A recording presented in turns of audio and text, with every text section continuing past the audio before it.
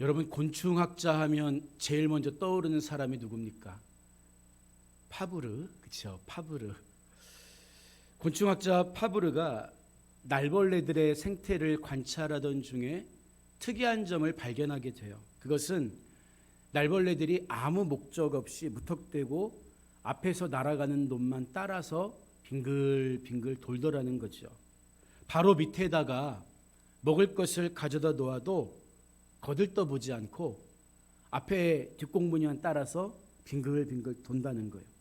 그렇게 며칠을 돌던 날벌레들은 결국 굶주림에 지쳐서 죽었다는 거예요. 그런데요, 이와 비슷하게 어떤 분들을 가만히 보면 목표는 있는 것 같은데 목적이 없이 사는 분들이 계시더라고요. 어디로 가야 하는가를 묻는 게 목표에 관한 질문이라면 거기를 왜 가야 하는가? 이것은 목적에 대한 질문이라고 할 수 있겠죠. 무엇을 하느냐 못지않게 왜 하느냐, 이게 중요하다는 거예요. 우리 인간의 가치는 생각에 있습니다. 생각이 약하면 약한 사람이죠. 생각이 악하면 악한 사람입니다. 생각이 건강하면 그의 삶도 건강해진다고요. 이처럼 우리가 어떤 생각으로 살아가느냐가 사실은 우리 삶을 지배한다는 거예요. 여러분, 그러면 오늘 에베소서를 기록한 바울은 도대체 어떤 목적, 어떤 생각을 가지고 살았기에 40에 하나 감한 매를 5번이나 맞고 3번 태장으로 맞고 1번 돌로 맞고 3번 그가 탄 배가 난파당하고 일주일을 깊은 바다에서 지내면서도 끝까지 복음을 위해 살았을까요? 바울의 마음은 온통 교회로 가득 차 있었기 때문입니다. 우리가 있는 안산에 교회가 대략 1000개라고 해요. 1000개. 적지 않은 숫자죠. 여러분, 그 교회가 존재하는 목적이 뭘까요?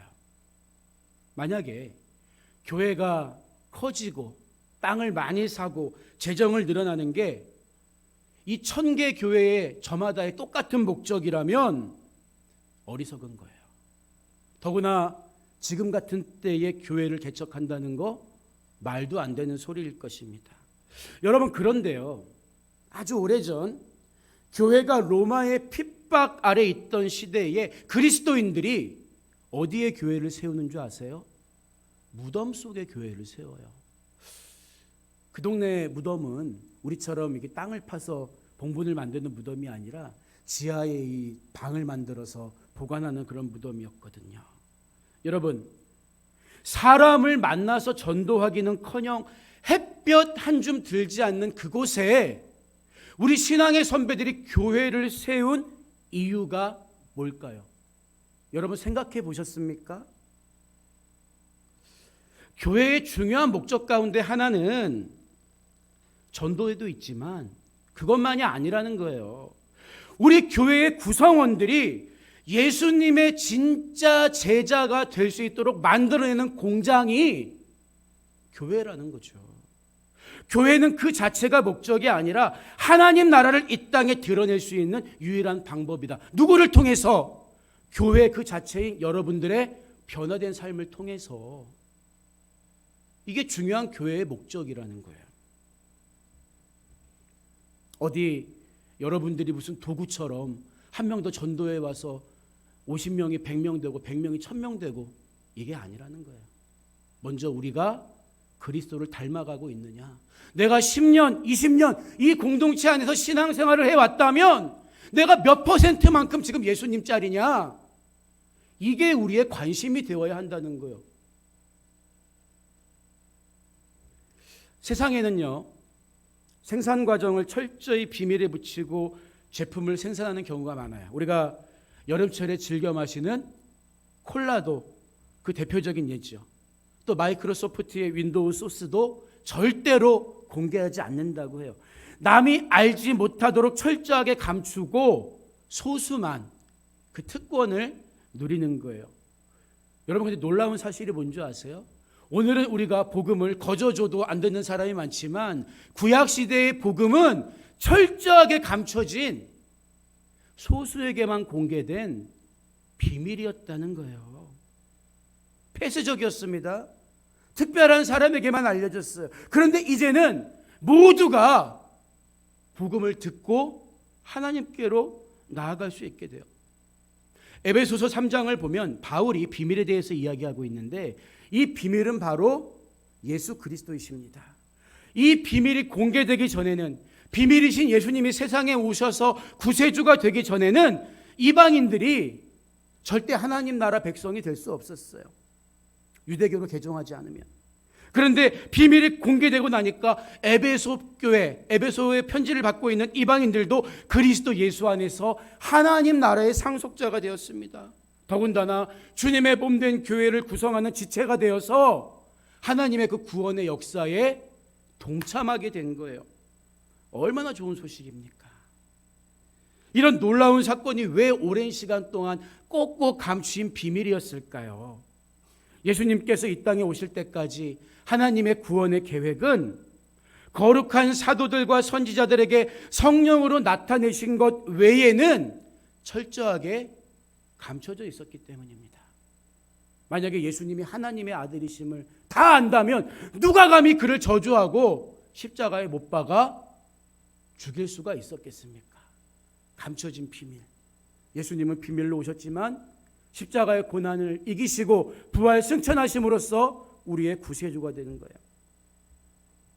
아마 구약에 나타난 하나님의 온 인류를 향한 사랑의 심정, 이것을 우리가 알 수 있는 대목이 있다면 많지는 않지만 니느웨 성에 있는 좌우를 분별하지 못하는 12만 명, 가축과 목축까지도 사랑하고 아끼시는 그 하나님의 심정을 우리는 엿볼 수가 있겠죠. 하지만 유대인들은 그런 하나님의 심정을 몰랐어요.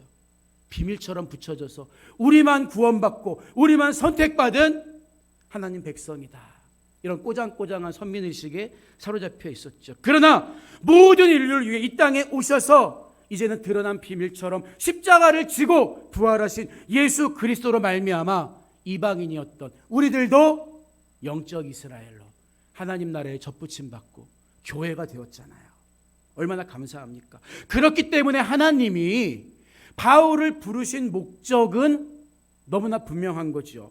8절과 9절의 말씀처럼 모든 성도 중에 지극히 작은 자보다 더 작은 나에게 이 은혜를 주신 것은 측량할 수 없는 그리스도의 풍성함을 이방인에게 전하게 하시고 영원부터 만물을 창조하신 하나님 속에 감추어졌던 비밀의 경륜이 어떠한 것을 드러내게 하려 하심이라. 여러분, 바울이 어떤 인생을 살던 사람이었습니까? 오히려 교회를 핍박하던 사람이었다고요. 교회를 핍박하고 그리스도인들을 잡아들이기 위해서 다메섹으로 가다가 빛으로 오신 예수님을 만나 변화된 바울은 이제는 그의 삶이 그리스도의 풍성함을 선포하고 하나님의 비밀의 경륜이 어떠한가를 이방인들과 세상을 향해 드러내라는 사명을 부여받았다는 거예요. 여러분, 목표와 목적이 비슷하지만 조금 다른 것처럼 사역과 사명도 다릅니다. 우리가 교회 공동체 안에서 우리들이 하는 사역, 내가 어떻게 주님을 섬길 것인가, 그 목표점은 다를 수 있어요. 어떤 분들은 은혜로운 찬양을 준비해서, 또 주방에서 땀을 흘리면서 애찬을 준비하면서, 또 여러 가지 일들로 주님을 섬기는 사역은 다를 수 있어요. 하지만 사명은 그 사역을 왜 하느냐, 사역을 감당하는 목적이 됩니다. 왜 하는 것입니까? 여러분, 바울이 이방인을 만나면 율법이 없는 이방인처럼 행동하고 유대인을 만나면 율법의 철저한 유대인과 같이 된 것은 그의 삶 속에는 단 하나의 목적, 곧 그리스도 예수의 풍성함을 선포하고 하나님의 비밀의 경륜이 어떠한가를 드러내야 할 사명의식을 가지고 살았기 때문에 내가 이것을 하는 목적은 하나님 나라를 확장시키기 위함이야. 분명한 사명의식이 있었기 때문이에요. 여러분, 여기서 그리스도의 풍성함이란 뭘 말하는 걸까요? 말씀드린 것처럼 드러난 비밀, 예수 그리스도로 시작된 복음은 복음을 영접하는 모든 사람들의 영혼을 부요하게 합니다. 의에 주리고 목마른 자는 복이 있나니 저희가 배부를 것이며, 바로 예수 안에 있는 모든 지혜와 지식의 풍요로운 보화가 드러나기 때문이에요. 영혼을 살찌우기 때문입니다. 이것이 그리스도의 풍성함이며 바울은 이것을 선포하는 게 자기가 받은 사명의 첫 번째 목적임을 밝히고 있는 거죠. 여러분, 그래서 복음은 설득이 아니라 선포되는 거예요. 예수 믿고 천국 가세요. 선포되는 거예요. 예수 믿으면요, 이게 좋아지고요, 저게 변하고요, 구질구질할 필요가 없어요. 복음은 그 자체가 능력이기 때문입니다. 그래서 고린도전서 1장 21절을 보면요, 하나님의 지혜에 있어서는 이 세상이 자기 지혜로 하나님을 알지 못하므로 하나님께서 전도에 미련한 것으로 믿는 자들을 구원하시기를 기뻐하셨도다. 야, 저 사람이 설득될까 걱정하지 말라는 거예요. 하나님이 구원하시기로 작정한 영혼은 선포되는 복음의 메시지 앞에서 돌아오게 되어 있습니다. 그렇다면 하나님 속에 감춰졌던 비밀의 경륜은 또 뭘 말하는 걸까요? 앞서 말씀드린 것처럼 비밀은 예수 그리스도, 또한 이방인들까지도 그리스도 예수 안에서 하나님의 자녀가 될 수 있도록 예정하신 차별 없는 복음을 의미한다고 말씀드렸죠. 그런데 여기서 드러내다를 의미하는 포티조라는 말의 뜻은 어두운 곳을 밝게 하다, 이런 뜻을 가진 동사거든요. 재밌어요, 여러분.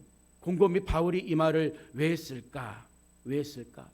비밀의 경륜이 어떠한 것을 드러내게 하심, 어두운 것을 밝혀주심, 왜 이런 표현을 썼을까요? 바울이 실제로 경험했거든요.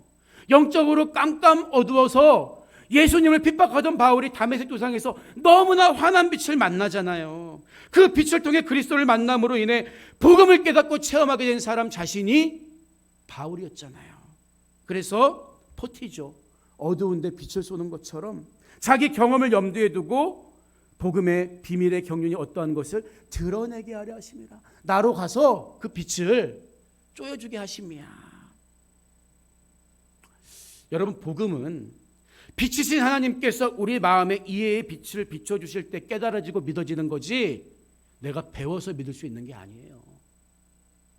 교회에 10년, 20년, 30년 다녀도 이 빛을 쬐어보지 못하면, 인격적으로 하나님을 만나지 못하면 귀로 들어서만은 절대로 복음의 진수를 경험한다고 할 수가 없는 것입니다.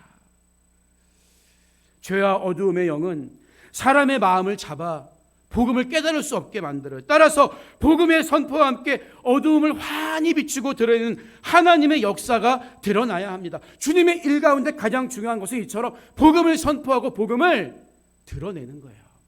하나님을 경험할 수 있도록 드러내주는 것입니다.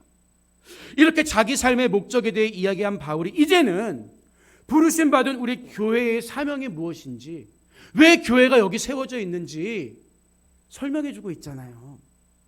본문에 따르면 바울뿐만 아니라 모든 교회, 우리 교회의 지체인 우리 각 사람에게는 똑같은 사명이 있어요. 목사님이든 장로님이든 집사님이든 권사님이든 어떤 사역을 하든 똑같은 사명이 있습니다.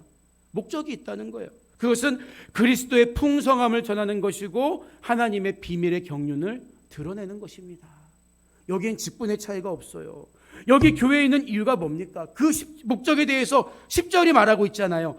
하늘에 있는 통치자들과 권세들에게 하나님의 각종 지혜를 알게 하려 하심이라. 그게 여기 교회가 있는 목적입니다. 세상을 향한 하나님의 스피커, 목소리가 되기 위해 존재한다는 거죠. 로마서 11장 33절을 보면 깊도다 하나님의 지혜와 지식의 풍성함이여 그의 판단은 헤아리지 못할 것이며 그의 길은 찾지 못할 것이로다. 이렇게 선언하고 있습니다. 우리 인간들뿐만 아니라 하늘에 있는 천사, 심지어 악한 영들까지도 예수 그리스도를 통해 보여주신 하나님의 풍성하고 다양하고 무한한 지혜들을 인정하지 않을 수 없다는 거예요. 본문에서 묘사되고 있는 하나님의 지혜를 더 구체적으로 말씀드리면 이방인과 유대인들이 그리스도 예수 안에서 하나로 통합되어서 유기적인 공동체, 곧 교회를 이룬다는 내용입니다. 이게 구약시대 선민사상에 찌들어 있던 유대인들은 상상할 수 없었던 일이죠. 어떻게 율법도 모르는 저 이방인들과 지옥의 땔감처럼 창조된 저들과 우리가 하나가 될 수 있어. 그들의 상식과 경험으로는 도저히 알 수 없는 거예요. 그런데 이어지는 11절을 보니까 곧 영원부터 우리 주 그리스도 예수 안에서 예정하신 뜻대로 하신 것이라. 아하, 율법이 있지만 율법을 못 지켜 망하는 유대인이나 아예 애초부터 율법을 모르고 망하는 이방인이나 이 둘을 하나로 묶어서 온전한 백성으로 하나님 앞에 교회로 세운 것은 오래전부터 하나님이 정하신 예수 그리스도를 통해 이루기로 작정하신 사역이었구나. 이것을 말해주고 있는 거예요. 따라서 하나님의 모든 지혜의 중심에는, 그 비밀의 중심에는 예수 그리스도가 계시다는 거예요. 그 지혜를 하늘에 있는 통치자들과 권세들에게 선포하고 드러내는 사명이, 빛을 쪼이는 사명이 누구에게 주어진 거라고요? 우리 교회들에게. 여러분, 이 말은 단순히 세상의 정치인들 또는 힘 있는 권력자들에게도 야, 이 복음을 가서 전해라, 이런 의미에 국한되는 게 아니에요. 왜냐하면 이 세상은 어떤 현상의 모습을 갖고 있습니까? 에베소서 6장 12절을 보면 우리의 씨름은, 우리의 싸움은 혈과 육을 상대하는 것이 아니요 통치자들과 권세들과 이 어둠의 세상 주관자들과 하늘에 있는 악의 영들을 상대함이라. 그들을 향해서 하나님의 복음의 비밀을 선포하고 어두운 곳에 빛을 쪼여주는 게 하나님이 이곳에 교회를 세우신 목적이라는 거예요. 제가 처음에 자양동에 있는 우리 교회에 부임했을 때 사택으로 이사갈 집에 그 아래층에 보살집이 있어요. 깃발을 꽂아놓은 보살집. 우리 원로 목사님, 사모님, 저도 얼마나 기도 많이 했는지 몰라요. 하지만 이사가기 한 달 전쯤 알아서 나가더라고요. 또 우리 교회가 처음에 이곳으로 이전해 왔을 때 이 건물 3층에 점 잘 보는 집이라고 간판이 많게 써가지고 있었어요. 우리는 기도했습니다. 그랬더니 또 딴 데로 이사 갔어요. 하지만 다시 이제는 대원사라는 보살집이 들어왔죠. 우리는 그때도 기도했습니다. 그랬더니 또 이사 갔습니다. 거친 예일 수 있지만 여러분, 우리는 이곳에 교회가 세워진 목적을 분명히 알아야 돼요. 이곳에서 우리가 예배하고 하나님의 영광을 선포할 때 눈에 보이지 않지만 어두움의 권세가 그만큼 물러가고 그만큼 하나님의 나라가 이곳에 임하게 되는 거예요. 우리가 전도하고 부흥시키는 것도 중요한 교회의 목적이지만 그저 존재 자체만으로 이곳에 교회를 세우신 이유가 있는 것입니다. 사람들 눈에는 하늘에 있는 통치자들이나 그 권세들이 무소불위한 힘을 가지고 있는 대단한 영적 존재인 것처럼 보이지만 그들은 하나님의 지혜와 능력이 미치지 못하는 패배한 사탄과 그의 졸개들일 뿐이라고요. 그래서 교회가 존재하는 이유는 하늘의 통치자들과 오만한 권세들에 맞서 이곳에 하나님 나라를 확장해 가기 위함입니다. 아람 장군 나아만이 병들었을 때 병을 고치기 위해 엘리사를 찾아오지요. 당시 북이스라엘은 영적으로 완전히 무너졌고 온전히 하나님을 구하는 백성도 많지 않았습니다.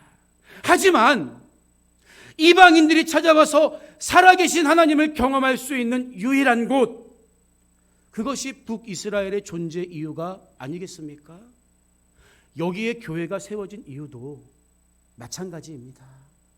우리가 이곳에 모여서 하나님을 찬양하고 하나님께 영광 돌려드리고 하나님을 예배하고 하나님 나라를 담대히 선포할 때 악한 영의 세력은 그만큼 쫓겨가게 되는 거예요. 우리가 교회에 나와서 예배드리고 위로받고 문제 해결됐고 병 고침 받는 것도 중요해요. 그러나 하나님 입장에서 생각해 보라고요. 하나님 입장에서 여기에 우리를 통해 교회를 세우신 목적은 이 지역에 있는 어두움의 권세를 몰아내고 하나님의 의를 선포하는 선봉장의 역할을 하게 하시기 위함입니다. 따라서 교회가 여기 존재하는 이유는 눈에 보이지 않는 어두움의 영들을 묶고 그들을 물리칠 영적 전투를 수행하는 전초 기지이기 때문에 이곳에 우리를 모여서 예배하는 예배당을 만들게 하시고 매주 모여서 하나님을 찬양하는 공동체로서 예배드리게 하는 거예요. 하나님은 어떤 다른 뛰어난 사람들에게 목소리 큰 사람, 지혜로운 사람, 그 사람들이 여기와 모여 있으면 이 지역의 악한 것들이 떠나간다고 하지 않았어요. 누가? 교회인 저와 여러분들이, 교회인 저와 여러분에게 악한 영들을 향해서, 세상의 통치자들을 향해서 이곳은 하나님의 땅임을 선포하는 귀한 사명을 주신 거예요. 그것이 이곳에 교회가 세워진 분명한 목적입니다. 우리가 이 싸움을 어떤 힘 가지고 할까요? 과거에 받았던 은혜? 아닙니다. 오늘 받은 은혜가 필요한 거예요. 날마다 우리에게 일용할 양식을 주시옵고, 주님이 이렇게 기도하라고 했잖아요. 여러분, 왜 교회가 힘을 잃어갈까요? 많은 분들이 과거에 만난 하나님만 갖고 사명을 감당하려고 해요. 그러니까 안 돼요. 그 사이에 내 생각, 내 판단, 여러분 내가 할 수 있는 게 얼마나 제한적입니까?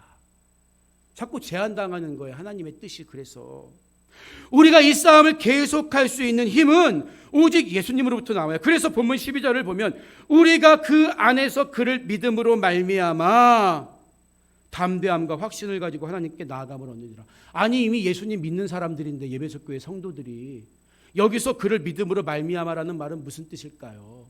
우리가 처음 예수님 믿어드린 그 믿음 얘기하는 게 아니라 우리가 어떤 일을 해 나가는 데 있어서 나는 할 수 없어, 상황이 이래, 환경이 이래, 이게 아니라 하나님의 뜻과 마음이 어디가 있는지 그분을 신뢰하고 그를 믿음으로 말미암아 우리는 이 사명을 계속 감당해 갈 수 있다. 여러분, 교회를 위해서 기도해야 되는 거예요. 내 생각만 가지고는 우리가 할 수 있는 것은 아무것도 없습니다. 여러분, 지상에 있는 교회는 완전한 교회가 될 수 없어요. 왜냐하면 우리가 하나님의 자녀가 되었지만 죄로부터 자유롭지 못하는 죄성을 가지고 있습니다. 육신 아래에 있기 때문이에요. 그래서 그로 인해 실수하거나 의도하지 않게 다른 지체에게 상처를 주기도 하고 상처를 받기도 해요. 가장 완벽한 모델이었던 예루살렘 교회 안에도 심지어 먹는 문제 가지고 다툼이 있고 불평과 원망이 있었잖아요. 또한 우리 신앙의 선배들이 그랬던 것처럼 사명대로 살아가는 일에는, 어둠의 영들과 권세자들을 대적하는 일에는 핍박이 있어요. 분명한 사실은 우리가 아무 선포도 하지 않으면 핍박이 없어요. 어떤 분들은 그게 교회가 평안한 줄 알아요. 그런데 우리가 정말 진리대로 하나님의 칼과 하나님의 병기가 되어서 의의 싸움을 해보려고 해보세요. 날마다 전도하고 대적들을 향해서 부지런히 움직여보세요. 대번에 핍박이 찾아옵니다.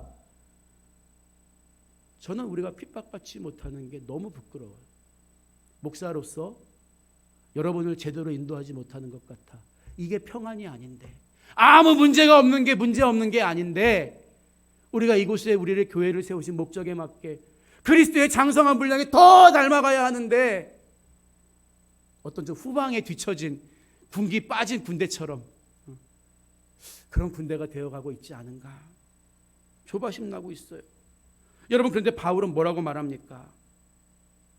그리스도의 영광을 위해서 그 사명대로 얼마나 열심히 바울이 살았습니까? 그런데 바울이 뭐라고 고백하죠? 13절에서 그러므로 너희에게 구하노니 너희를 위한 나의 여러 환난에 대하여 낙심하지 말라, 이는 너희의 영광이니라. 이렇게 말한다고요. 교회를 위해서 자기가 받은 고난이 영광이라는 거예요. 그런데 바울은 그게 자기만의 영광이라고 하지 않고 너희의 영광이다. 너희의 영광이다.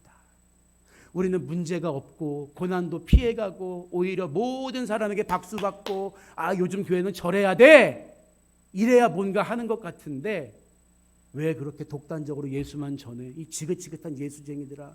그 문제 때문에 시련당하고 고난받은 바울이 이게 너희의 영광이다. 영광이다. 왜 이렇게 말할까요? 첫 번째는 주님 안에서 한 몸을 이룬 교회이기 때문이에요.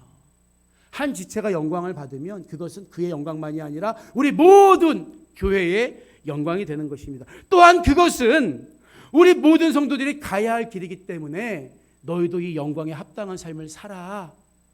바울이 그 얘기하는 거예요. 예수 믿는다는 이유로 부자 되고 박수받고 인정받고 인생에 아무 걸림돌 없는 그런 평평한 길 가려고 하지 말고 좀 유난 떨더라도 하나님의 일을 해보려고 하다가 어려움도 당하고 고난도 받아. 그게 하나님이 기억해 주시는 영광이야. 우리가 주님의 영혼의 때에 주님 앞에 섰을 때 너 나 위해서 어떤 어려움 겪고 왔니? 어떤 고난 당했니? 물어봤을 때 우리가 대답할 수 있는 그것을 가리켜서 바울은 우리의 영광이다. 너희의 영광이다. 말하고 있는 거예요. 공중권세 잡은 악한 영들이 우리에게 두려움을 주고 할 수만 있으면 택한 백성이라도 미혹해서 넘어뜨리려고 하는 이때에 하나님의 능력과 지혜를 선포하고 드러내기 위해서 하나님은 곳곳에 주님의 교회를 세우셨는데 교회가 세상이 무서워서 움츠려들고 우리끼리만 은혜 받으면 제일이라 생각하고 아무 문제 없이 지나가는 게 평안인 줄 안다면 그것은 마귀가 좋아하는 일이라는 거죠. 여러분, 우리의 경쟁 상대는 옆에 있는 교회가 아닙니다. 복음을 위해 고난받으면 복음으로 인해 영광받게 됩니다. 모든 교회들이 다 이 영광에 동참할 수 있기 때문에 1등만 기억하는 것이 아니기 때문에 성경은 이 싸움을 선한 싸움이라고 하는 거예요. 10명이 모이는 교회든 100명이 모이는 교회든 1000명, 10,000명이 모이는 교회든 각자 부르심의 목적에 맞게 그 지역의 하나님의 나라 확장을 위해서 복음을 선포하고 악한 것들을 대적하는 싸움을 할 때 하나님이 영광 받으시기 때문에. 여러분, 피리 불다 보면 피리 안에 뭐가 고입니까? 침이 고이죠. 침이. 우리가 마찬가지예요. 예수님의 진리를 말하고 진리를 위한 하나님의 스피커로 살면 때로는 더러운 것들이 들러붙을 수 있어요. 싫은 게 생길 수 있습니다. 그런데 우리들은 지나치게 옴을 묻히는 거 싫어하지 않나요? 그래서 아무하고도 싫은 말 절대 하지 않은 채로 말하면 싸움 나니까, 예수 믿으라고 말하면, 그렇게 살면 지옥 간다고 말하면 큰일 날 것 같으니까 박애와 평화만을 이야기하고, 그게 우리의 미덕이라고 생각하고 있지 않습니까? 아닙니다, 여러분. 영혼이 살고 죽는 문제는 옳고 틀리고 다르다의 문제가 아니에요. 그들은 틀린 게 아니라 다른 거 아니에요. 지옥 가는 문제는, 영혼이 망하는 문제는 이건 다름의 문제가 될 수 없습니다. 그게 우리에게 복음을 주신 목적 아닙니까? 만약에 우리 안에 진짜 천국과 지옥이 믿어진다면 그 비밀의 경륜에 동참하지 못하고 죽어서 지옥 가는 길을 걸어가는 사람들에게 어떻게 침묵할 수가 있겠냐는 거예요. 성경은 그래서 예와 아니오를 분명히 말하라고 하는 거예요. 아니다라고 말할 때도 무조건 예라고 대답하는 예스맨이 아니라 우리는 예수맨, 예수 그리스도, 예수맨이 되어야 합니다. 이처럼 하나님의 영광을 드러내고 유일한 그분의 승리를 선전하는 것이, 드러내는 것이, 비추는 것이 이곳에 교회를 세우신 하나님의 기대요, 우리가 받은 사명이라는 것을 우리는 절대로 잊어버리면 안 되는 거예요. 오늘 말씀을 마무리합니다. 목사님들과 매주 금요일 모여서 성경 공부를 해요. 근데 어느 목사님이 갑자기 지난주에 이런 질문을 하세요. 교회가 과연 세상을 바꿀 수 있겠습니까? 급속히 추락하는 교회의 위상을 보면서 속상해서 하신 말씀이죠. 여러분, 잘 생각해 보세요. 교회가 힘을 잃어버린 이유는 다른 데 있지 않습니다.